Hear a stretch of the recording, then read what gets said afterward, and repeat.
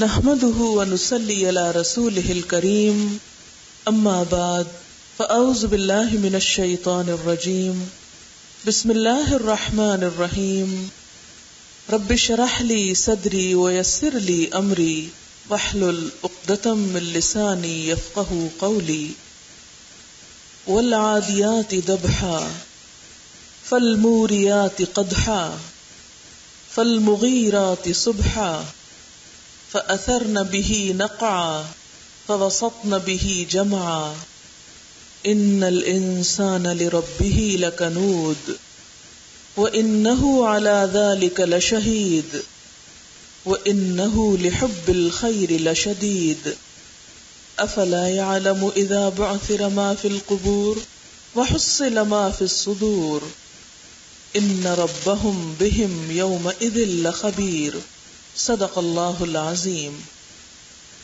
شروع کرتی ہوں اللہ کے نام سے جو بے انتہا مہربان نہایت رحم فرمانے والا ہے۔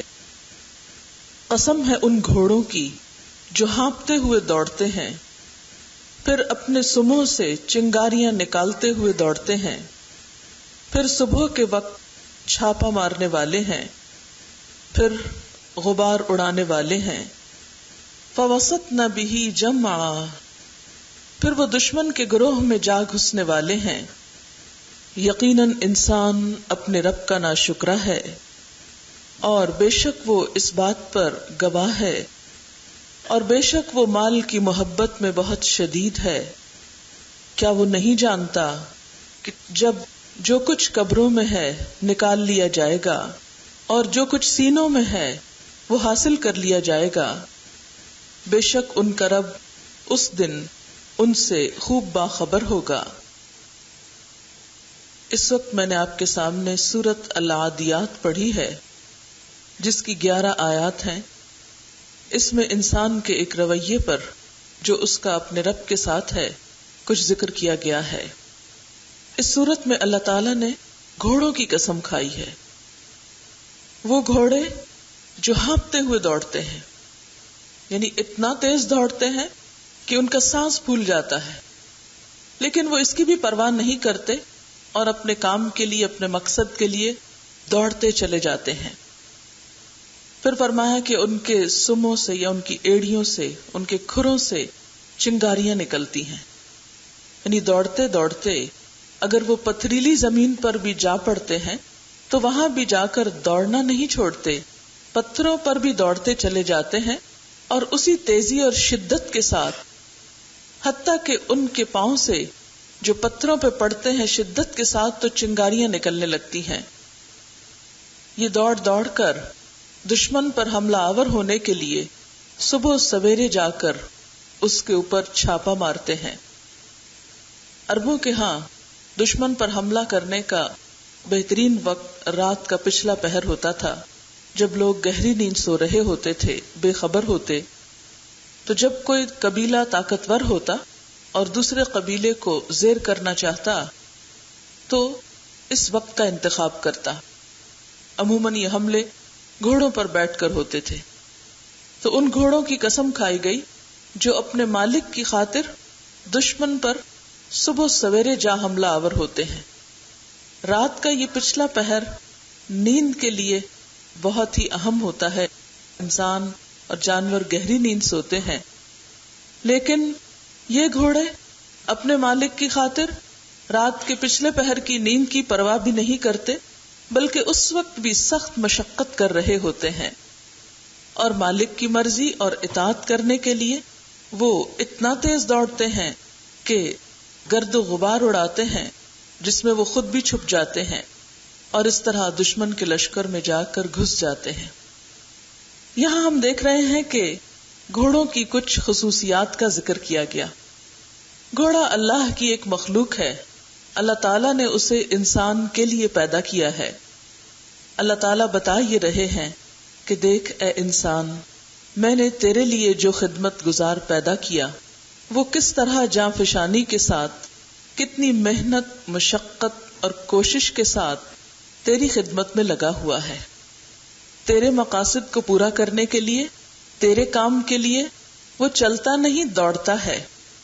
اور صرف دوڑتا نہیں، اتنا دوڑتا ہے کہ اس کا سانس پھول جاتا ہے، اور پھر بھی دوڑنے سے باز نہیں آتا، ہانپتے ہوئے بھی دوڑتا چلا جاتا ہے۔ بتانا کیا مقصود ہے کہ جس گھوڑے کو میں نے تیرے لیے پیدا کیا وہ تو تیری خدمت میں اس طرح لگا ہوا ہے، بتا تو اپنے مالک کے لیے، تو اپنے رب کے لیے کتنا دوڑ رہا ہے۔ اللہ کی راہ میں چلتے ہوئے تیرا سانس کتنی مرتبہ پھولا، اس کی عبادت اور اس کی محبت کو پانے کے لیے تو نے کتنی دوڑ لگائی۔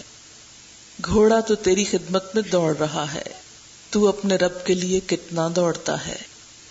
فالموریات قدحا، وہ تو اس طرح دوڑتا ہے کہ ہموار زمین ہو یا پتھریلی زمین، اسے کوئی فرق نہیں پڑتا، سیدھا پلین راستہ ہو یا پھر اونچا نیچا، اس نے کبھی شکایت نہیں کی۔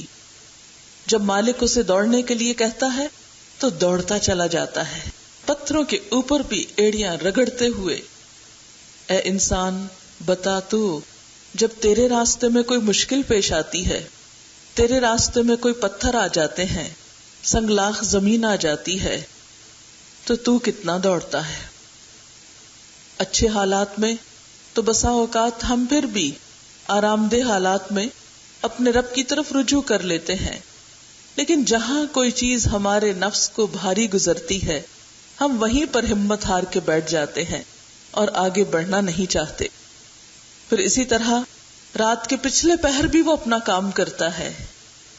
تمہیں تو رات کے ختم ہونے پر بھی جب اٹھنے کے لیے کہا جاتا ہے کہ اٹھ کر ایک مختصر سی نماز پڑھ لو، تو وہ تمہیں نماز کتنی بھاری ہوتی ہے، کس قدر گراں تم پہ صبح کی بیداری ہے، ہم سے کب پیار ہے، نیند تمہیں پیاری ہے۔ گھوڑا تو اپنے مالک کی خاطر صبح سویرے دوڑ پڑتا ہے، اور صرف دوڑتا نہیں بلکہ جا کر اپنا کام بھی کرتا ہے، دشمن پہ حملہ آور بھی ہوتا ہے۔ لیکن تیرے لیے اے انسان اپنا بستر چھوڑنا، اپنی نیند قربان کرنا، اپنا آرام اور سکون تھوڑا سا قربان کرنا، وہ بھی گوارا نہیں۔ تو اپنے رب کا کیسا وفادار ہے۔ فَأَثَرْنَ بِهِ نَقْعًا، گھوڑا دوڑتا ہے تو اتنا تیز کہ ہر طرف گرد و غبار اڑتا ہے۔ گرد و غبار کس بات کی علامت ہے؟ اس بات کی کہ آس پاس سب کو پتا چل جاتا ہے کہ کوئی چیز دوڑتی ہوئی آ رہی ہے، یعنی گھوڑے کے دوڑنے سے ماحول کے اندر ایک ہلچل مچ جاتی ہے، ہر شخص نوٹس کرتا ہے، ایک گرد و غبار کا عالم ہوتا ہے۔ اے انسان، جب تو اپنے رب کے راستے پر چلتا ہے تو کیا تیری کوششوں اور تیری محنتوں میں بھی کوئی ایسی چیز پائی جاتی ہے کہ جو تیری ذات سے اٹھ کر معاشرے کو بھی متاثر کرے، اس کا اثر دوسروں تک بھی جائے؟ فَوَسَطْنَ بِهِ جَمْعًا، گھوڑا تو اپنی جان کی پرواہ نہیں کرتا، وہ اپنے مالک کی خاطر دشمن کے لشکر میں جا گھستا ہے، وہ جیسے چاہتا ہے حملہ آور ہوتا ہے۔ لیکن اے انسان تو بھی بتا، کیا تو اپنے رب کی خاطر اپنی جان کی قربانی کر سکتا ہے؟ کیا تو ان چیلنجز کو قبول کر سکتا ہے جو تجھے بلندیاں عطا کرنے والے ہوں، تجھے اپنے مالک کا قرب دینے والے ہوں؟ انسان کی اسی حالت کو دیکھتے ہوئے اللہ تعالیٰ شکوہ کرتے ہیں، ان الانسان لربہ لکنود، بے شک انسان اپنے رب کا بڑا ناشکرا ہے، بڑا ناشکرا ہے۔ وہ ساری نعمتیں پا کر پھر بھی اپنے رب کے آگے جھکنا نہیں چاہتا۔ آپ غور کیجئے کہ اللہ تعالیٰ نے جو کچھ ایک انسان کو دے رکھا ہے وہ گھوڑے کو نہیں ملا۔ انسان کا دماغ، انسان کی نگاہ، انسان کے سننے اور بولنے کی قوت، اس کا کھانا پینا، اس کا لباس، سب کچھ جانوروں سے ہزارہا درجے افضل ہے۔ کبھی آپ نے دیکھا کہ گھوڑا کیا کھاتا ہے؟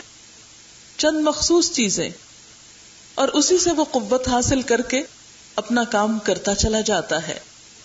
وہ اپنے مالک کا شکر گزار ہے، اس کے ایک اشارے پر تیز بھاگ پڑتا ہے، ایڑ لگا دیتا ہے۔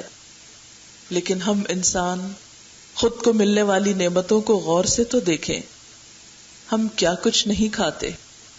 اگر صرف پھلوں کی قسمیں ہی گننے لگ جائیں جو ہم زندگی میں کھاتے رہتے ہیں تو شاید ہم ایک وقت میں بیٹھ کر سب کے نام بھی نہ گن سکیں. طرح طرح کے اناج، غلے، گوشت، سبزیاں، پھل، دودھ اور بے شمار قسم کی چیزیں جن میں صرف غذائیت ہی نہیں، خوشبو بھی ہے، لذت بھی ہے، طاقت بھی ہے. یہ سب کچھ کہاں سے آیا؟ کس نے بنایا؟ کون لایا؟ اللہ رب العزت. وہی سب کچھ دینے والا ہے. لیکن یہ سب کچھ پا کر ہم اس کی راہ میں دوڑنے والے کتنے ہیں؟ ہم کتنی محنت کرنے والے ہیں؟ کتنی کوشش کرنے والے ہیں؟ صرف ایک دن میں جو کچھ ہم کھا لیتے ہیں، جو کچھ ہم اللہ کی نعمتوں سے فائدہ اٹھاتے ہیں، کیا اتنی دفعہ الحمدللہ بھی کہتے ہیں؟ کیا اتنی دفعہ اس کو یاد بھی کرتے ہیں، اس کا ذکر بھی کرتے ہیں؟ کیا اتنی دفعہ اس کے احکامات کو بھی مانتے ہیں، اس کی اطاعت کرتے ہیں، اس کے لیے کچھ قربانی کرنے کو تیار ہیں، کچھ آرام اور سکون قربان کرنے کو تیار ہیں؟ کہاں. اسی لیے تو اللہ تعالی یقینی طور پر فرما رہے ہیں ان الانسان لربہ لکنود، یقیناً انسان اپنے رب کا بڑا ناشکرا ہے. گھوڑے کو تو ایک ہی لباس ملتا ہے، وہی ساری زندگی پہنے رکھتا ہے. ہم طرح طرح کے لباس پہنتے ہیں.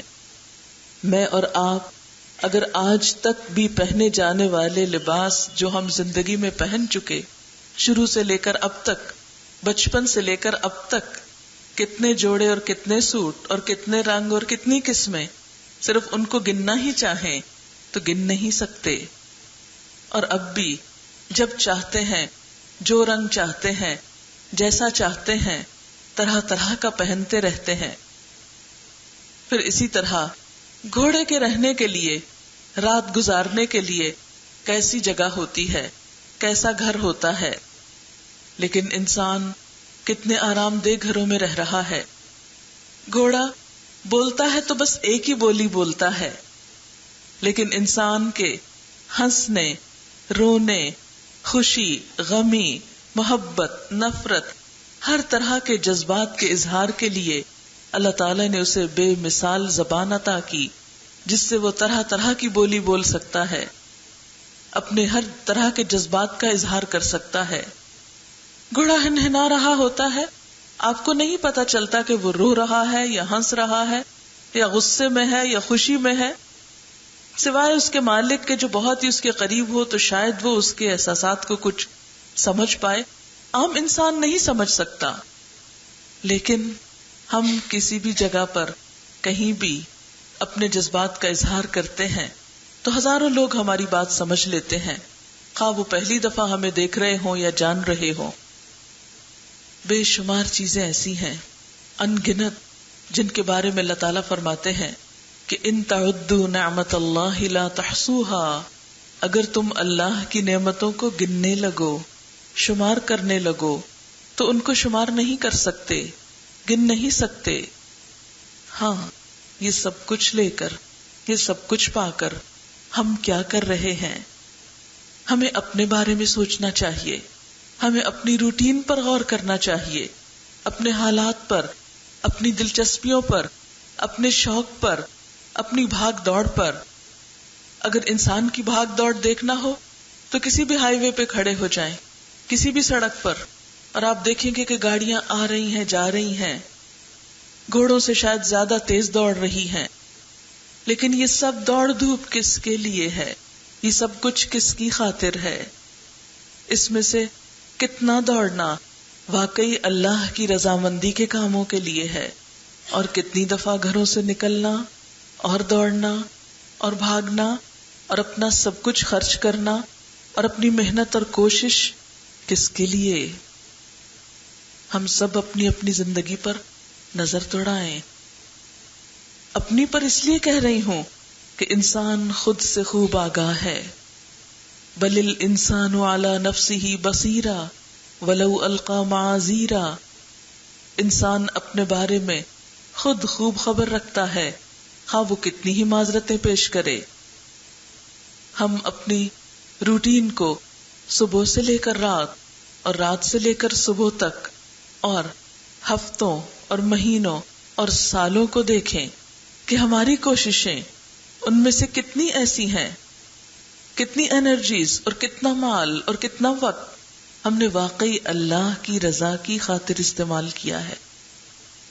اسی لیے اللہ تعالیٰ پھر فرماتے ہیں نہیں، وَإِنَّهُ عَلَى ذَلِكَ لَشَهِيدٌ، بے شک وہ اس پر خود گواہ ہے کہ وہ کیا کر رہا ہے، خود جانتا ہے کہ اس کے ماضی کا کتنا وقت، کتنا مال اور کتنی جان اور طاقت کس کام میں لگ چکی ہے.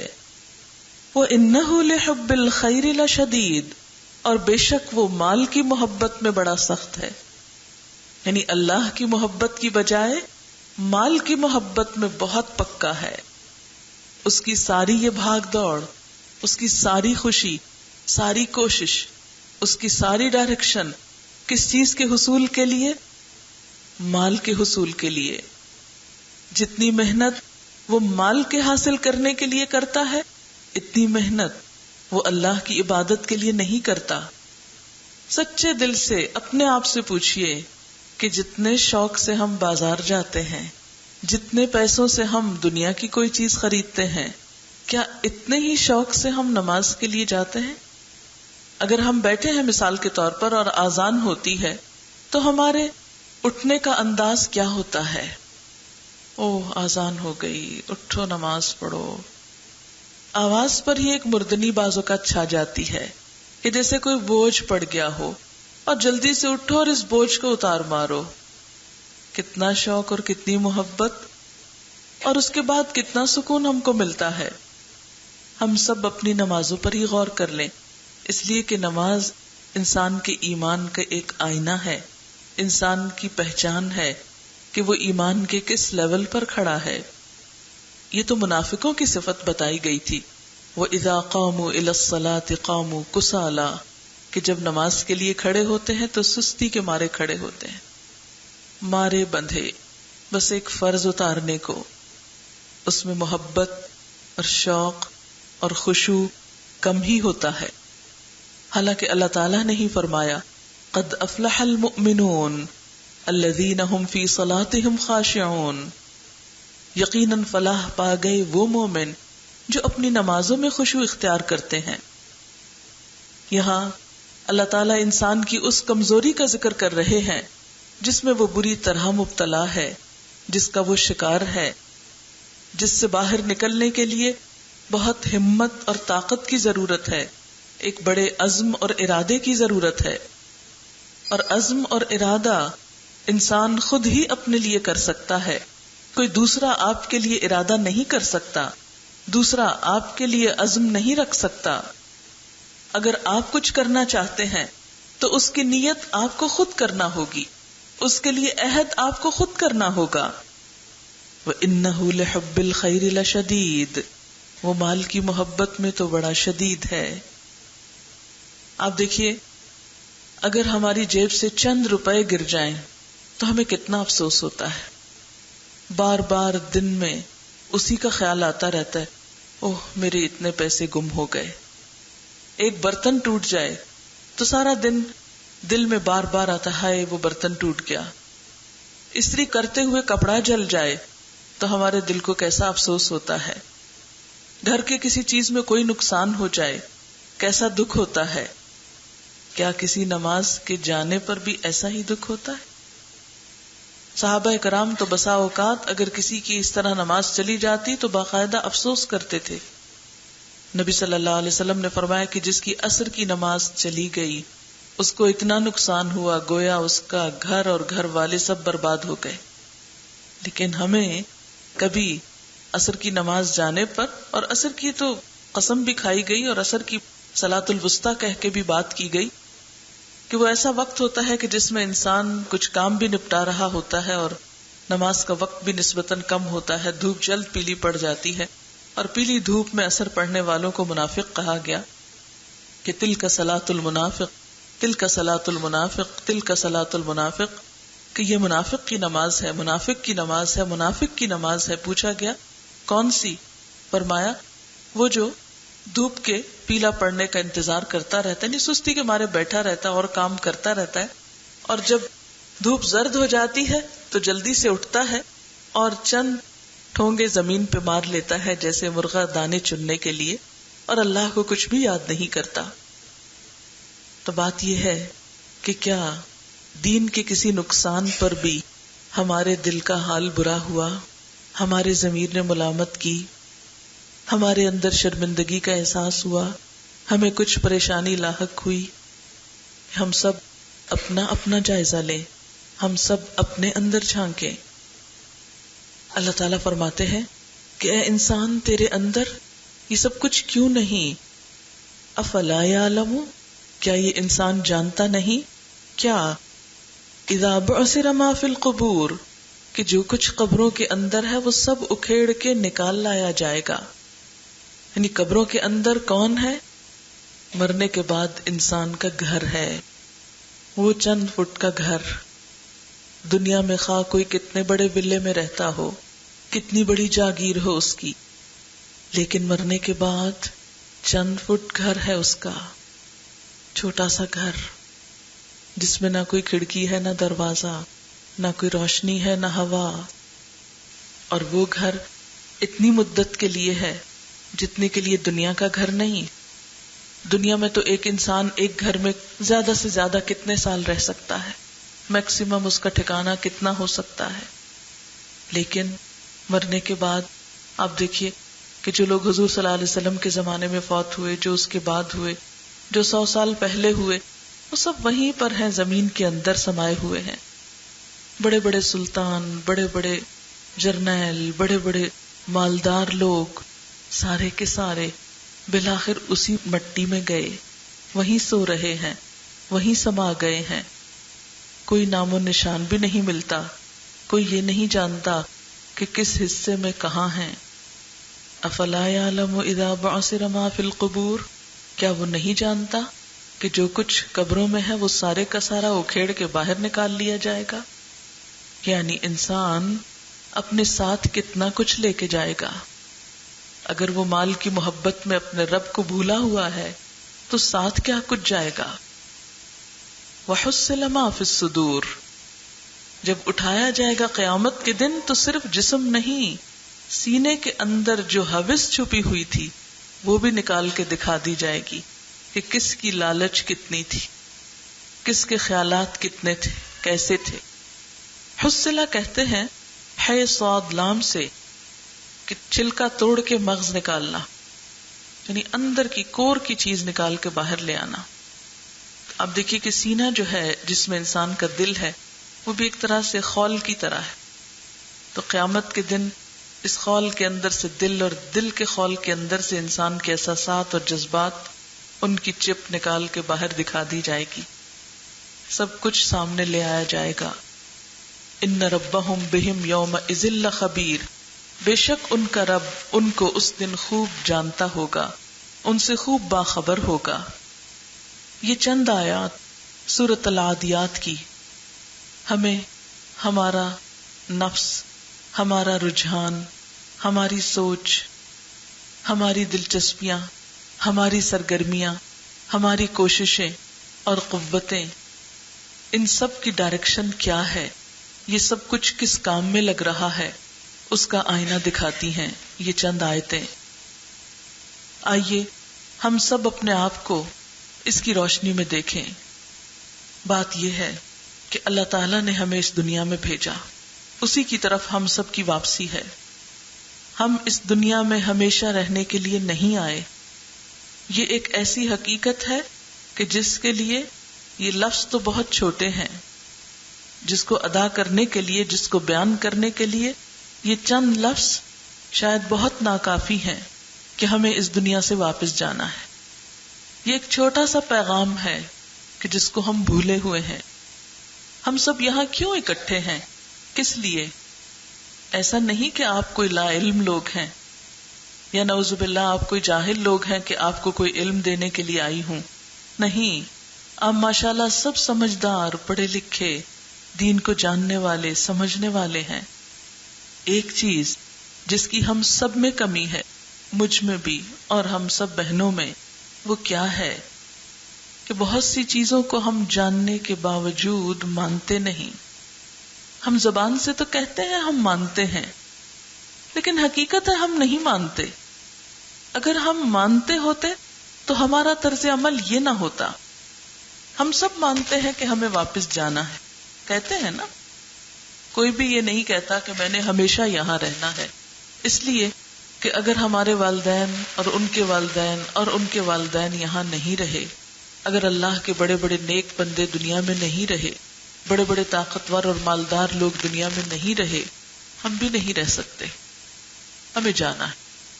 ہم سب مسافر ہیں. اور نبی صلی اللہ علیہ وسلم نے ہمیں تلقین کی تھی، کن فی الدنیا کأنک غریب او عابر سبیل. دنیا میں اس طرح رہو گویا کہ اجنبی ہو یا مسافر ہو. اور یہ ایک حقیقت ہے کہ انسان کے آنے اور جانے کے درمیان ایک بہت ہی تھوڑا وقت ہے، بہت ہی محدود لمیٹڈ ٹائم ہے. کتنی زندگی تو گزر چکی، کچھ باقی ہے. ہم پیدائش سے پہلے جب سے اللہ تعالیٰ نے سب انسانوں کی روحیں پیدا کی، وہ وقت کہ جب انسان کوئی قابل ذکر چیز نہ تھا، وہ وقت ہم سب پہ گزر چکا ہے.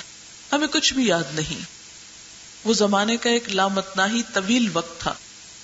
اللہ تعالیٰ فرماتے ہیں، هل أتى على الإنسان حين من الدهر لم يكن شيئا مذكورا. سورۃ الدہر کی پہلی آیت ہے. کیا انسان پر زمانے کا ایک لامتناہی بہت لمبا وقت ایسا نہیں گزرا کہ جب وہ کوئی قابل ذکر چیز نہ تھا؟ یعنی ہمارا کوئی نام نہ تھا، کوئی پہچان نہ تھی. ہزاروں سال ہم اسی طرح بے نام کہیں موجود تھے. ہمارا کوئی احساس اور شعور نہ تھا. ہم صرف ایک انتظار کی حالت میں تھے. پھر ہمیں اس دنیا میں بھیجا گیا. کس کو کہاں بھیجنا ہے یہ اللہ کا فیصلہ تھا. یہاں آ کر ہر شخص اپنا اپنا وقت گزارتا ہے. ہر ایک کی زندگی کا ایک خاص وقت مقرر ہے.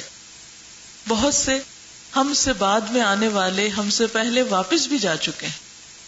آپ اپنے آس پاس خاندان رشتہ داروں میں دیکھیے، غور کیجئے کہ بہت سے لوگ جن کا سفر اس دنیا میں آنے کا آپ کے بعد شروع ہوا، وہ آپ سے پہلے واپس بھی جا چکے ہیں، رخصت بھی ہو چکے ہیں.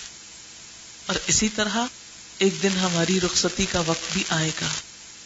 اس کے بعد اگلی زندگی جو برزخ کی زندگی ہے، وہ معلوم نہیں کتنے سالوں پر محیط ہو. وہ بھی ان لمیٹڈ، ہمیں نہیں معلوم، اس کی لمٹس ہم نہیں جانتے. اس کے بعد آخرت، خالدین فیہا ابدا. بار بار قرآن میں یہ لفظ آتے ہیں، جہاں ہمیشہ ہمیشہ ہمیشہ رہنا ہے. ہماری زندگی وہ زندگی ہے، ہمارا گھر وہاں ہے، ہماری اصل زندگی وہاں شروع ہونی ہے. یہ زندگی جو ہمیں ملی ہے اس زندگی کے مقابلے میں ایک قطرے کے برابر بھی نہیں. بہت ہی چھوٹی، بہت ہی تھوڑی، بہت ہی کم. یہ ملی کیوں ہے؟ یہ ملی ہے امتحان کے لیے. امتحان کس چیز کا ہے؟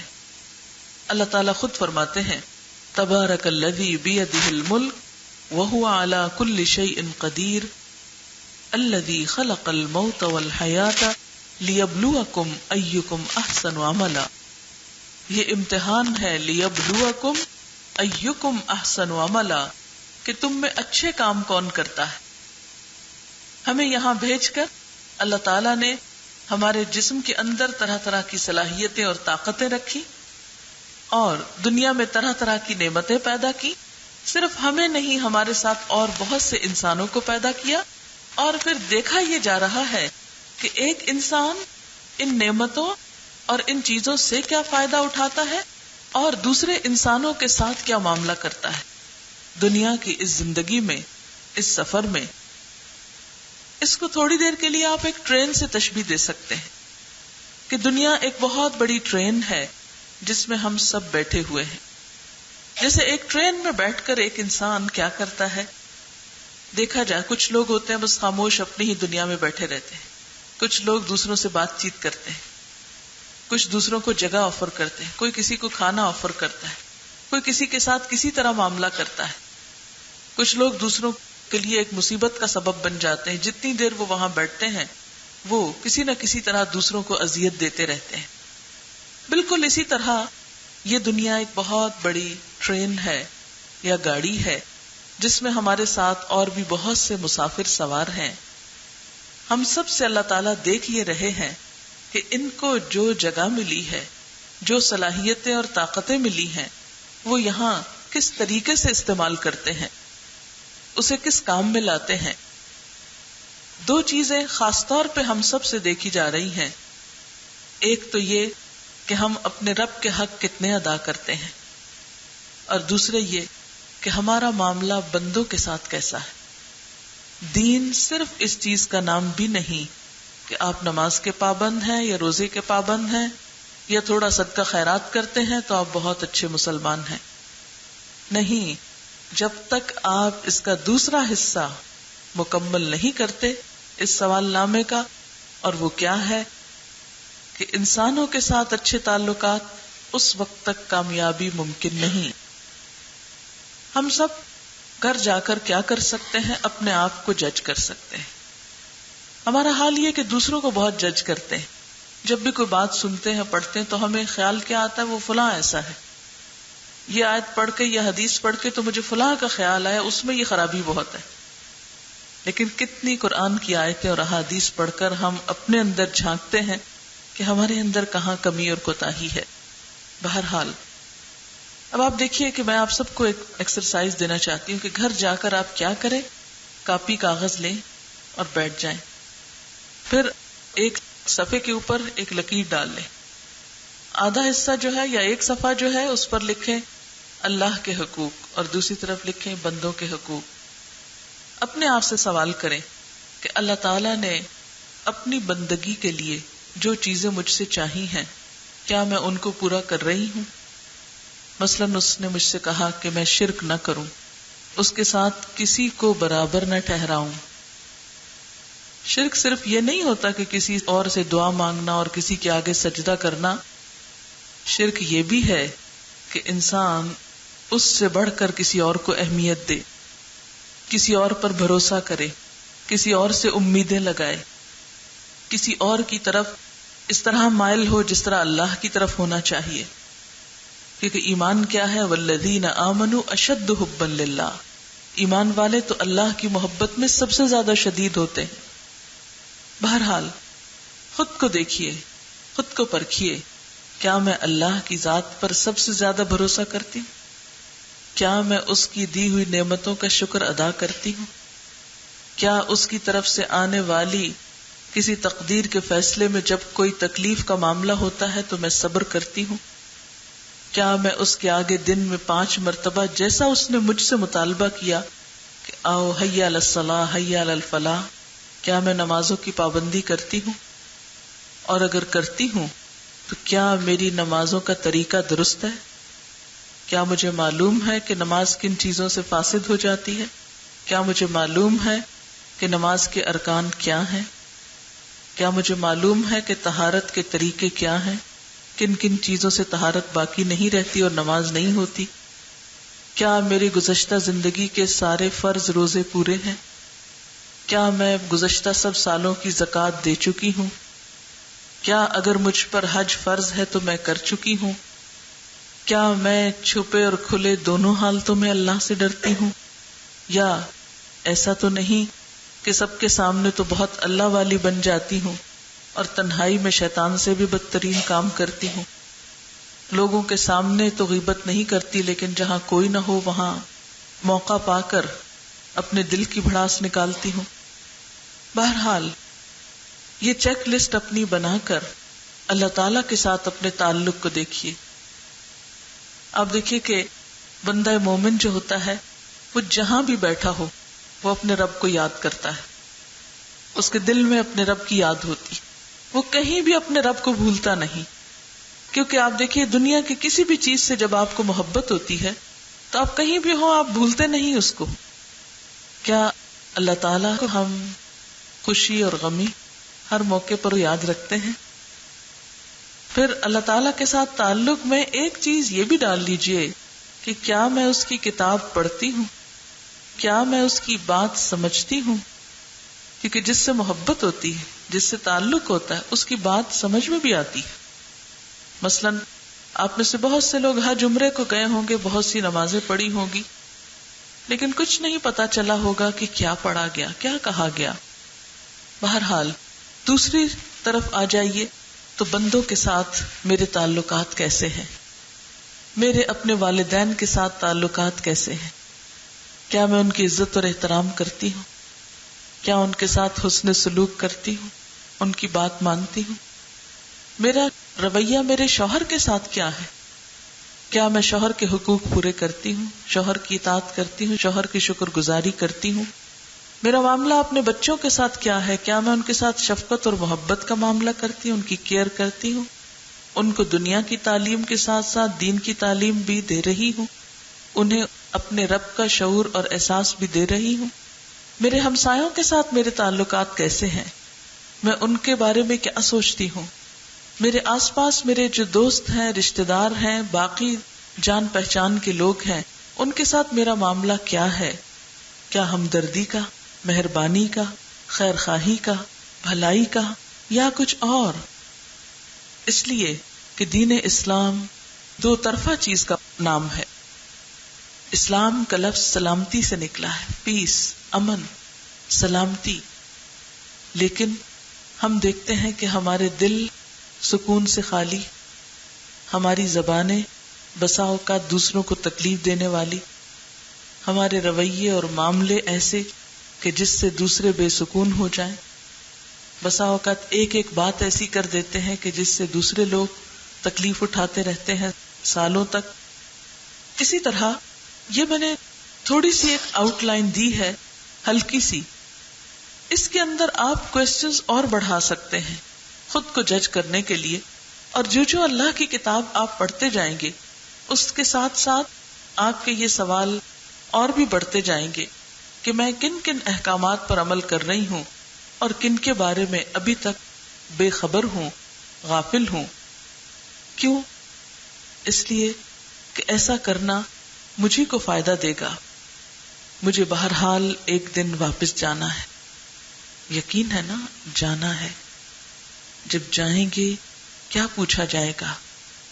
ایکم احسن عملا، کہ تم میں اچھے کام کر کے کون آیا، کس کا تعلق اپنے رب سے اچھا تھا اور کس کا تعلق اس کے بندوں کے ساتھ بہترین تھا. احسن عملا، بہترین عمل، اچھا کام. اللہ تعالیٰ فرماتے ہیں کہ انا خلقنا الانسان من نطفۃ امشاج نبتلیہ فجعلناہ سمیعا بصیرا. ہم نے انسان کو ایک مخلوط نطفے سے پیدا کیا. کیوں پیدا کیا؟ نبتلیہ، تاکہ ہم اس کو آزمائیں. کس بات میں آزمائیں؟ کہ یہ کرتا کیا ہے. فجعلناہ سمیعا بصیرا، اس مقصد کے لیے ہم نے اس کو سننے والا، دیکھنے والا بنایا. یعنی انسان چونکہ سن سکتا ہے، دیکھ سکتا ہے، اور سنتا کون ہے اور دیکھتا کون ہے؟ جس کی عقل کام کرتی ہو. اگر دماغ درست نہ ہو تو بے شک آپ سنتے ہو کچھ سمجھ نہیں سکتے، خواہ دیکھتے ہو کچھ سمجھ نہیں سکتے. اللہ تعالیٰ نے انسان کو اشرف المخلوقات جو بنایا تو اسی وجہ سے کہ ہمیں اللہ تعالیٰ نے سوچنے سمجھنے کی صلاحیت بخشی ہے. یہاں پر ایک بات ہوئی تھی اس صورت میں کہ انسان مال کی محبت میں بہت شدید ہے. کیا اس سے یہ پتہ چلتا ہے کہ انسان کو مال سے محبت رکھنی ہی نہیں چاہیے، یا مال کمانا ہی نہیں چاہیے، یا کچھ خرچ کرنا ہی نہیں چاہیے؟ یعنی پہلی کوشش تو یہ کہ مال اکٹھا کرنے کی یا جمع کرنے کی پرواہ ہونی ہی نہیں چاہیے، اور دوسری یہ کہ اگر ہو گیا ہے تو اس سے اب خرچ ہی نہیں کرنا چاہیے. یہ رویے نہیں سکھائے گئے. مال تو انسان کی ضرورت ہے. کوشش کرنا، محنت کرنا، حلال طریقے سے اس کو کمانا، یہ انسان سے مطلوب ہے. جو چیز ناپسندیدہ ہے، جو چیز منع ہے، وہ کیا ہے؟ کہ انسان کسی پر ظلم ڈھا کر، کسی کے بغیر اجازت اس کے مال کو حاصل نہ کرے، کسی کو دھوکہ نہ دے، کسی کے ساتھ زیادتی نہ کرے، کسی یتیم کا حق نہ مارے، کسی مظلوم سے نہ چھینے. اگر تجارت کرے تو اس میں دھوکہ اور فریب نہ ہو. اللہ تعالیٰ ہمیں اس سے منع نہیں کرتے کہ ہم دنیا میں مال کمائے نہیں. وہ تو انسان کمائے گا، لیکن جس چیز سے منع کیا گیا وہ انفیئر مینز ہیں کہ جو انسانوں ہی کے لیے نقصان دہ ہے. اسی لیے کہا جاتا ہے کہ قیامت کے دن جب انسان حشر کے میدان میں ہوگا تو جب تک 5 سوالوں کے جواب نہ دے اس وقت تک وہاں سے ہل نہ سکے گا، ٹل نہ سکے گا. اور وہ 5 سوالوں میں سے پہلا سوال کیا ہے کہ جوانی کس کام میں گزاری. ہم عام طور پر سوچتے ہیں کہ ابھی تو ہمارے کھانے پینے کے دن ہیں، ہم جوان ہیں، عیش و عشرت کے دن ہیں، جب بوڑھے ہوں گے تو پھر اللہ کی اطاعت کر لیں گے. لیکن وہاں تو پہلا سوال ہی یہ ہوگا کہ جوانی کس کام میں گزار کے آئے ہو. ویسے حیرت ہوتی ہے نا کہ انسان دنیا کے لیے تو بہترین عمر رکھتا ہے، بہترین مال رکھتا ہے، لیکن آخرت کے لیے، اللہ کے لیے نکمی عمر. یعنی عبادت نمازوں کے لیے بوڑھے ہو کے تو پڑھ لیں گے، پوری کر لیں گے. حج کب کریں گے؟ بوڑھے ہو کر کریں گے. صدقہ خیرات وہ وصیت کر جائیں گے مرنے کے بعد کرنے کے لیے. اپنی زندگی میں کیا کرتے ہیں اور زندگی کے بہترین حصے میں، وہ ہم سب جانتے ہیں. دوسرا سوال ساری عمر کے بارے میں کہ عمر کن کاموں میں گزاری. ذرا یہ 5 سوال بھی جو ہیں آپ اپنے پاس گھر پر ضرور لکھ کر پوچھئے، کیونکہ یہ سوال ہونے ہیں نا. آپ دیکھیں کہ دنیا میں جب کوئی ہمارا امتحان ہوتا ہے تو ہم کیا کرتے ہیں؟ اس کے جواب تلاش کرتے ہیں. اللہ تعالیٰ نے تو پرچہ آؤٹ کر دیا ہے. اگر آپ کے بچے کا امتحان ہے اور وہ سوال نامہ لے آتا ہے کہ کل ان کے بارے میں پوچھا جائے گا، تو آپ کیا کریں گے؟ کتنے خوش ہوں گے، شکر ہے پتہ چل گیا، اور چلیں اس سے پوچھتے ہیں، اس سے پوچھتے ہیں، ادھر سے ڈھونڈتے ہیں، ادھر سے ڈھونڈتے ہیں، اور بہترین سے بہترین جواب تلاش کر کے اس میں لکھنے کی کوشش کریں گے تاکہ اچھے سے اچھے نمبر حاصل ہو سکیں. اب آپ دیکھیے کہ جب ہم اللہ کے حضور جائیں گے اور ان سوالوں کے جواب پوچھے جائیں گے، کیا آج ہم بہترین جواب تیار کر رہے ہیں؟ پہلا سوال یہ کہ جوانی کس کام میں گزاری. ذرا اپنے پاس جا کے اپنی ڈائری میں لکھ کر اپنے کو پوچھئے کہ کن کاموں میں گزاری، کیا دلچسپیاں تھی، کیا مصروفیات اور شغل تھے، عمر کن کاموں میں گزاری، ساری زندگی کیا کرتا رہا، کیا شوق رہے. پھر مال کہاں سے آیا. جو کچھ آپ کے پاس ہے کبھی سوچا کیجئے کہ یہ آیا کہاں سے ہے. کیا جائز اور حلال طریقے سے یا ناجائز طریقے سے؟ کسی پہ ظلم تو نہیں ڈھا کے حاصل کیا، کسی اور کا حق تو نہیں مارا. کیا اگر میں جاب کرتا ہوں یا کرتی ہوں تو میں اس کے اوقات پورے کرتی ہوں، اس میں تو ڈنڈی نہیں مارتی. اس لیے کہ قرآن پاک میں اللہ تعالیٰ فرماتے ہیں وَيْلٌ لِّلْمُطَفِّفِينَ، ہلاکت ہے، تباہی ہے ڈنڈی مارنے والوں کے لیے، کوتاہی کرنے والوں کے لیے. الذین اذا اکتالوا علی الناس یستوفون، کہ جب وہ لوگوں سے ناپ تول کے لیتے ہیں تو پورا پورا لیتے ہیں. وَإِذَا كَالُوهُمْ أَوْ وَّزَنُوهُمْ يُخْسِرُونَ، لیکن جب وہ دوسروں کو تول کر یا ناپ کر دیتے ہیں تو گھاٹا دیتے ہیں، نقصان دیتے ہیں، کم دیتے ہیں. أَلَا يَظُنُّ أُولَٰئِكَ أَنَّهُمْ مَبْعُوثُونَ، کیا یہ لوگ یہ سمجھتے نہیں ہے کہ وہ اٹھائے جانے والے ہیں. لِيَوْمٍ عظیم، اس بڑے دن، یوم یقوم الناس لرب العالمین، جس دن انسان رب العالمین کے لیے کھڑے ہوں گے. اس دن اٹھائے جائیں گے اور ان سے پوچھا جائے گا. تو ہم سب اپنے سے کیا پوچھیں گے کہ میرے پاس جو مال ہے وہ کہاں سے آیا ہے اور پھر کہاں خرچ کیا. دیکھیے کہ یہ حدیث آپ پہلے بھی جانتے ہوں گے. آج میں صرف اس کو جانوانے کے لیے نہیں آئی، میں چاہتی ہوں کہ ہم سب سنجیدگی سے اپنے بارے میں غور کریں، خود کو انالائز کریں. آپ یقین کیجئے کہ آپ کاغذ اور قلم پکڑ کے جس وقت بیٹھیں گے اور دنیا میں ہی اپنے سوال نامے کا جواب لکھنے بیٹھیں گے تو خود ہی اپنا حساب ہو جائے گا. اللہ تعالیٰ قرآن پاک میں فرماتے ہیں وَلْتَنْظُرْ نَفْسٌ مَا قَدَّمَتْ لِغَدٍ، چاہیے کہ ہر شخص دیکھا کرے اس نے کل کے لیے کیا کیا ہے، کل کے لیے کیا بھیج رہا ہے، وہ کل کی تیاری آج کر لے. لہذا ہمیں اس طریقے سے اپنی تیاری کرنی ہے. اور پھر اگلا سوال یہ کہ کس کام میں خرچ کیا. اس میں ہم سب خواتین اپنے اپنے خرچ کی لسٹ بنائیں گی، کہاں کہاں خرچ کرتی ہوں. جو کچھ مجھے ملتا ہے اس سے میں کیا خریدتی ہوں. جو کچھ خریدتی ہوں کیا ان میں سے کوئی ایسی چیز تو نہیں میں نے خرید لی کہ جس سے اللہ تعالیٰ ناراض ہو. ایسا ہوتا ہے نا کہ بعض اوقات شوہر آپ کو پیسے دیتے ہیں, آپ جا کے شاپنگ کر لیتے ہیں, پھر کچھ چیزیں ہوتی ہیں کہتے ہیں نہیں یہ نہیں دکھانی, یہ نہیں بتانی. خاص طور پر اگر اپنے میکے والوں کے لیے کچھ لیا ہوا ہو, پاکستان جانا ہے یا گھر جانا ہے تو لے کے جانا ہے. کیوں؟ اس لیے کہ ہو سکتا ہے اس کو پسند نہ آئے, اس کو نہیں بتانا. لیکن اللہ تعالیٰ کے ساتھ تو ہم یہ کر نہیں سکتے نا کہ اس کو بتانا نہیں, وہ تو خود ہی دیکھ لے گا کیا خرید رہے ہیں. اپنی شاپنگ لسٹ بنا کر اس طرح تیار کر کے رکھیں کہ اللہ تعالیٰ کے سامنے رکھنی ہے. کیا کیا خریدا ہے, کہاں خرچ کر رہے ہیں, کس کس کو دے رہے ہیں, کن کاموں میں دے رہے ہیں, کن کاموں میں لگا رہے ہیں. اور آج دنیا میں بھی اگر ہم اپنے آپ کو انالائز کریں دیکھیں تو ہم خود حیران ہوں گے کہ اچھا اس میں ایک سوال یہ بھی ڈالیں کہ اللہ کی راہ میں کتنا دیتے ہیں, اللہ کی راہ میں کتنا خرچ کرنے والے ہیں. یہ مثلا اگر ہماری آمدنی 100 روپے ہے تو اس 100 میں ہم نے کتنا اللہ تعالیٰ کی خوشی کے کاموں میں خرچ کیا اور کتنا بس ایسے ہی خریداری کرتے رہے. ہم خواتین کا ایک بڑا وقت بازاروں میں گزرتا ہے, کیوں؟ واقعی ضرورت ہوتی ہے, کتنی ضرورت ہوتی ہے, یا صرف وقت گزاری ہوتی ہے, جسٹ فار انجوائمنٹ, کہ گھوم پھر کے تھوڑا سا وقت استعمال کر لیں. ہاں اس وقت کے بارے میں بھی تو پوچھا جائے گا, اس لیے کہ وقت انسان کے پاس جتنی بھی دولت ہے اس میں سب سے زیادہ قیمتی ہے.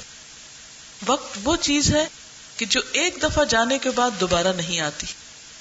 مال تو چلا جائے پھر آ جاتا ہے, ہو سکتا ہے پہلے سے بھی زیادہ آ جائے, زیادہ بہترین آ جائے, لیکن وقت ایک ایسی چیز ہے کہ جو گیا پھر نہ آیا, واپس نہ پلٹا.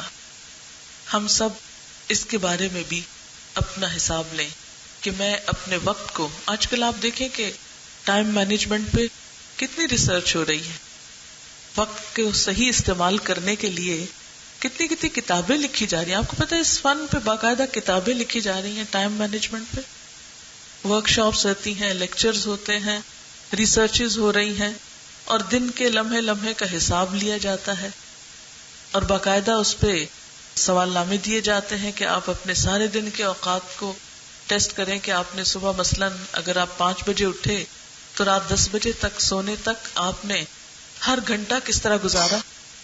کبھی اگر آپ ایک دن کا صرف لکھ لیں کہ 5 سے 6 بجے تک کیا کیا, 6 سے 7 تک, 7 سے 8 تک, 8 سے 9 تک, اور اسی طرح سارے دن کے ہر گھنٹہ صرف ایک دن آپ یہ ٹیسٹ کر کے دیکھیں, تو اگر ایک دن کے ٹیسٹ میں ہم پاس نہ ہوں تو ساری زندگی کے ٹیسٹ میں قیامت کے دن جا کر کیا ہوگا, کیا کریں گے؟ اللہ تعالیٰ پوچھیں گے نہیں کہ اس وقت کو کس کام میں لگایا. اب دیکھیے کہ مثلاً ایک دن کا حساب, موٹا موٹا حساب, ہر گھنٹے کا تو اس وقت ٹائم نہیں ہے. مثلاً نماز میں کتنے گھنٹے لگے, ٹیلی ویژن کے آگے کتنے گھنٹے لگے, کھانے پینے میں کتنے گھنٹے لگے, ٹیلی فون پہ کتنے گھنٹے. پہلے تو ہوتا تھا گھر میں ایک سیٹ, جب گھر میں ہوئے تو بھی, اب تو ساتھ ساتھ ہے, سارا وقت چلتا رہتا ہے. ایسا لگتا ہے جیسے اس کے بغیر ہم زندہ نہ رہ سکے. اللہ کی مجلس میں جہاں اللہ کی بات ہو رہی ہو وہاں بھی ہمارے ذہن پوری طرح خالی نہیں ہوتے, وہاں بھی ہم اس بلا سے جان نہیں چھڑا سکتے. اس وقت بھی ہماری دنیا ہمارے ساتھ ساتھ رہتی ہے, ہم اس کو آف نہیں کر سکتے. کتنے گھنٹے اس کے ساتھ گزر جاتے ہیں, اور بعض اوقات محض گپ شپ میں.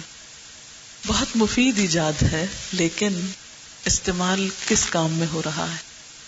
کبھی ہم صرف ایک دن کی کالز جو ہم کرتے ہیں ان کا حساب لکھیں کہ آج کس کس کام کے لیے میں نے کال کیا اور کتنی دفعہ کیا. اب بعض اوقات تو صرف بے صبری کی وجہ سے کیا, ایک ہی بات بار بار پوچھتے ہیں, اچھا یہ ہو گیا, نہیں ہوا.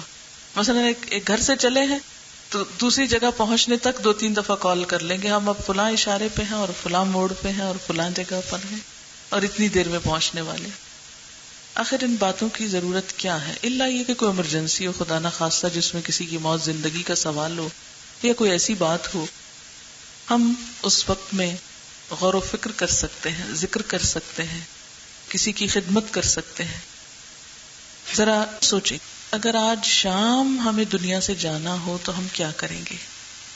آج شام اگر جانا پڑ جائے دنیا سے تو ہم کیا کریں گے؟ کیا وہی جو ہم روٹین میں کرتے رہتے؟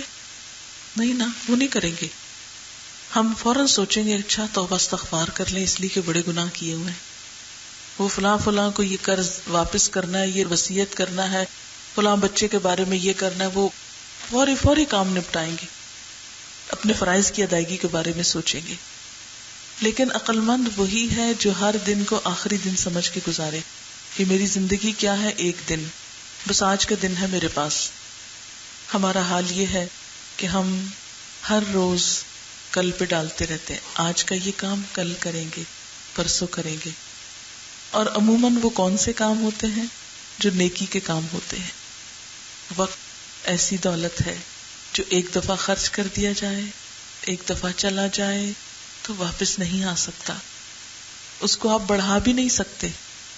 قرآن پاک میں آتا ہے کہ جب انسان کی موت کا وقت آئے گا ایک لمحہ آگے پیچھے نہ ہوگا. فرشتے جب انسان کی جان لینے کے لیے آگے بڑھتے ہیں تو آہستہ آہستہ قدم بڑھاتے جاتے ہیں اور کہتے جاتے ہیں جو کچھ کھانا تھا کھا لیا، جو پینا تھا پی لیا، بس اتنے سانس باقی ہیں. یوں لگتا ہے جیسے ہم گھڑیاں دیکھتے ہیں، وہ بھی گھڑیاں دیکھ کے آگے بڑھتے ہیں. ورنہ کئی دن کومے میں پڑے رہتے ہیں لوگ اور ایک مخصوص دن ہی دنیا سے جاتے ہیں. لمبی لمبی زندگی گزار کر بھی بالآخر تو جانا ہے، اور وہاں جو سوال ہونا ہے اس میں سے آخری سوال کیا ہے کہ جو علم حاصل کیا اس پر عمل کتنا کیا.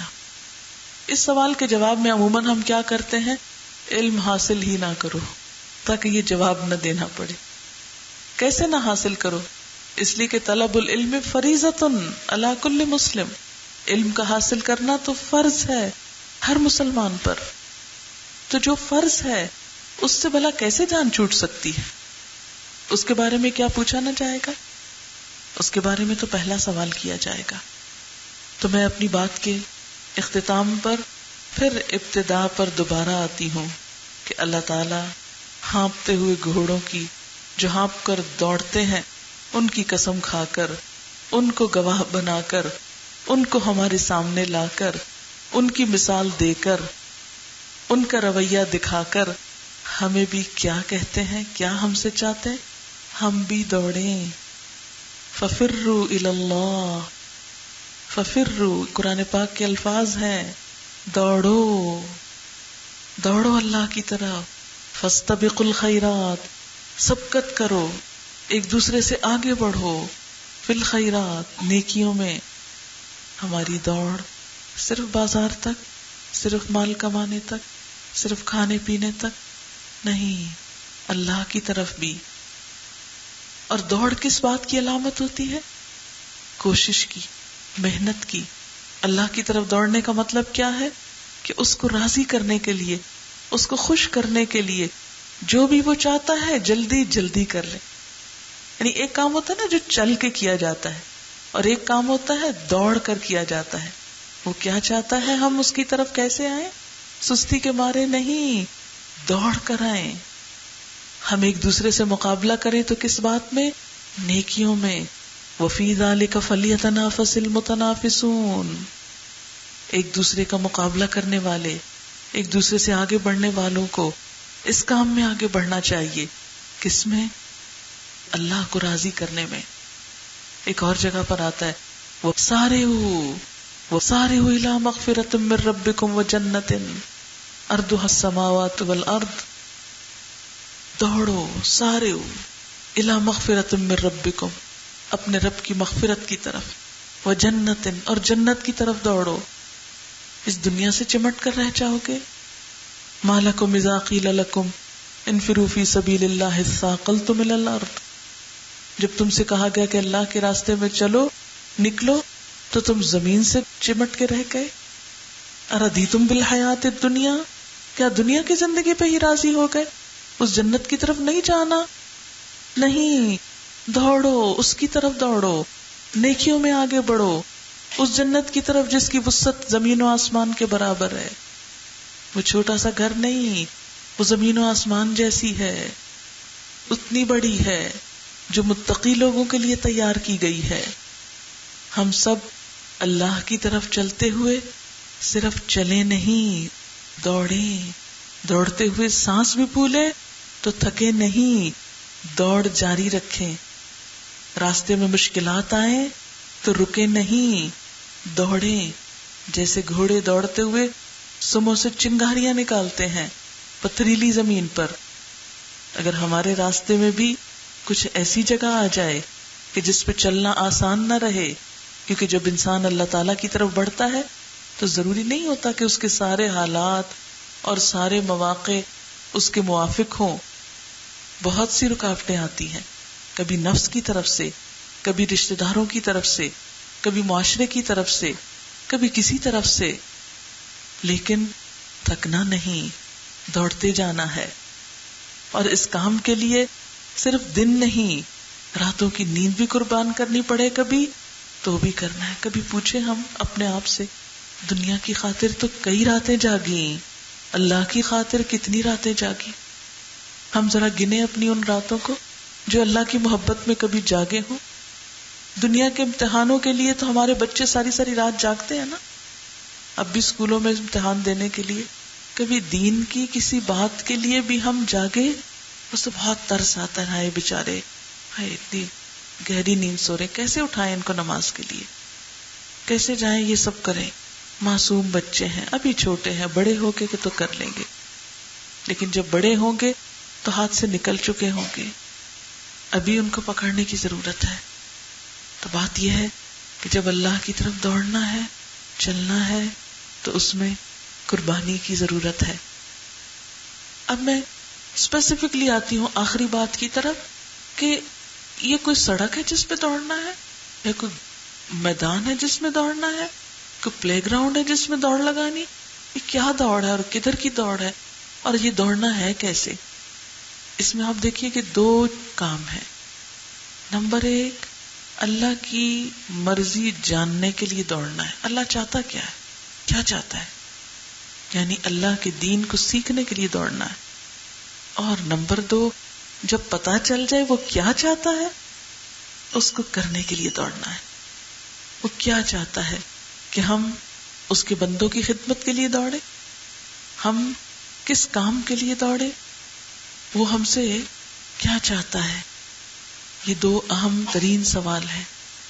یعنی ابھی تک جو دوڑنے کی بات اور اللہ کی رضا کی بات کی گئی، تو اس میں جو آپ یہاں سے لے کر اٹھیں گے آج کی اس محفل سے، کہ گھر جا کے سوچے سن کے کیا آئے، کیا سیکھا آج، تو یہ نہ دل میں آئے کہ وہ تو یاد ہی نہیں کیا سنا تھا، پتہ نہیں اس وقت تو بڑا کچھ سمجھ آ رہا تھا، اب تو کچھ یاد نہیں رہا۔ نہیں، دو کام کرنے ہیں آپ کو۔ ایک، دوڑنا ہے اللہ کی مرضی جاننے کے لیے، ہر قیمت پہ جاننا ہے۔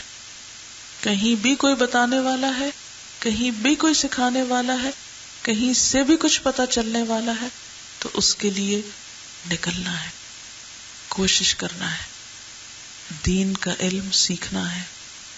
یہ ہم بڑے بڑے لفظ بولتے ہیں نا، علم دین سیکھنا ہے، یہ چھوڑ دیں، یہ لفظ سمپل ورڈز پہ آئیں۔ کیا کہ مجھے دوڑنا ہے یہ جاننے کے لیے کہ میرا رب مجھ سے کیا چاہتا ہے۔ ہم بڑے بڑے علم کی کتابیں پڑھتے رہتے ہیں، بڑے بڑے فلسفے جھاڑتے رہتے ہیں، لیکن جب عمل کی باری آتی ہے تو ہمارا دماغ ہی نہیں کام کرتا، ہم نے کرنا کیا ہے، پریکٹیکلی کچھ کر کے دکھائیں۔ تو کوئی بھی حکم، اچھا اللہ تعالیٰ چاہتے ہیں کہ میں نماز پڑھوں، اچھا کیسے پڑھنی ہے، وہ کیسی نماز پسند کرتے ہیں۔ آپ دیکھیں کہ جب کوئی آپ کے عزیز ترین دوست، کوئی رشتہ دار، کوئی آپ کے گھر آ رہا ہو تو آپ پوچھتے ہیں اچھا کیا پسند ہے، کیا پکاؤں، کیا کھاؤ گے بھائی آج، کیا چاہتے ہو۔ اسی طرح جب آپ یہ چاہتے ہیں کہ اللہ تعالیٰ راضی ہو تو آپ پوچھیں کس بات سے راضی ہے اللہ تعالیٰ۔ وہ چاہتے ہیں میں ان کے آگے سجدہ کروں، اچھا میرا سجدہ کس طرح ہونا چاہیے، مجھے اس میں کیسی تسبیح پڑھنی چاہیے، کون سی تسبیحات اس کو بہت پسند ہے، میرا قیام کیسا ہونا چاہیے، کس طرح کھڑا ہونا اس کو اچھا لگتا ہے، میرا ذکر کیسا ہونا چاہیے، میری نگاہ کیسی ہونی چاہیے، میرا لباس کیسا ہونا چاہیے، مجھے پہننا کیا چاہیے۔ کیا جو لوگ آپ کو پسند ہوتے ہیں ان کی پسند کے کپڑے نہیں پہنتے؟ مثلاً آپ کو اپنے شوہر سے بہت محبت ہے تو آپ اس کی پسند کے کپڑے پہنتے ہیں، دنیا لاکھ ادھر سے ادھر، جو نہیں یہ اچھا نہیں بھی میرے ہسبینڈ کو بہت پسند ہے اس لیے مجھے یہ پہننا ہے، کہ نہیں یہ ٹھیک نہیں بس مجھے اس کو یہ پسند ہے اس لیے میں پہنتی ہوں، چاہے اللہ کو ناپسند ہی کیوں نہ ہو پھر بھی پہنتے کہ جی ہسبینڈ کو پسند ہے۔ کیا اللہ تعالیٰ کی اہمیت اور عظمت ایک انسان سے بڑھ کے نہیں ہے کہ ہم کبھی سوچیں کہ اس کو کیا پہننا پسند ہے؟ یہ سوال کیا کیجئے، اللہ تعالیٰ آپ کو کیسی نماز پسند ہے، کیسا روزہ پسند ہے، کیسا صدقہ خیرات پسند ہے، میرا کیسا چلنا پھرنا آپ کو اچھا لگتا ہے؟ میں تو آپ کی بندی بننا چاہتی ہوں، ایسی بننا چاہتی ہوں جس سے آپ راضی ہو جائیں، آپ مجھے بتائیے۔ اور یہ سب کچھ جانے بغیر نہیں پتا چلتا، اس کے لیے دوڑنا پڑتا ہے۔ اللہ کرے کہ ہم سب اس کی طرف دوڑنے والے ہوں۔